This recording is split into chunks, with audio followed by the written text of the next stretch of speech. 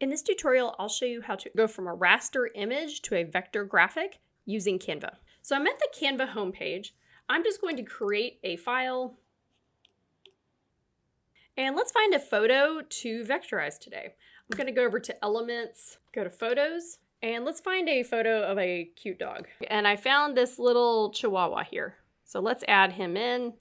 And I'm just going to increase the size on my artboard and just make this larger on my screen. To vectorize this, you'll want to select the image and click in the top toolbar, click Edit. Down below, you'll scroll down to Apps, and there's an app called Vectorizer. Click Vectorizer, and we just want to start the tracer. So I'm just gonna click that, let it go to work. And now you can see the result on the left. So you can go to adjust settings, and there are some advanced settings. So you can change the color smoothing just a hair and adjust curve fitting. So essentially, are the lines straight? Are they sharp? Or are they jagged?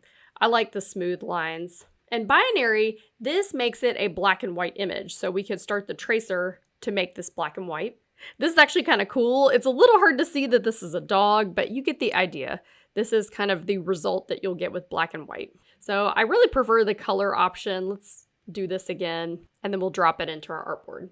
And let's say add to design, and we'll delete this one in the background. So if I wanted to export this as a vector graphic, I would go up to Share, Download, and I would choose SVG.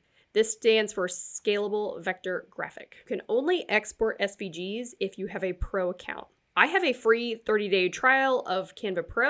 You can find the link in the description below. And I'm going to do a transparent background on this. Click Download. Now, because I have Adobe Illustrator, I'd really like to see this actually in a true vector program. So I opened it in Adobe Illustrator. This is a vector graphic. You can see all the vectors in here. And at this point, I could use this vector program to actually change some colors and adjust this graphic if I wanted. So that's how you use Canva to create a vector graphic from an image. If you like this video, hit the thumbs up and leave a comment below, and subscribe to Cry Studio for more Canva and graphic design tutorials. Thanks so much.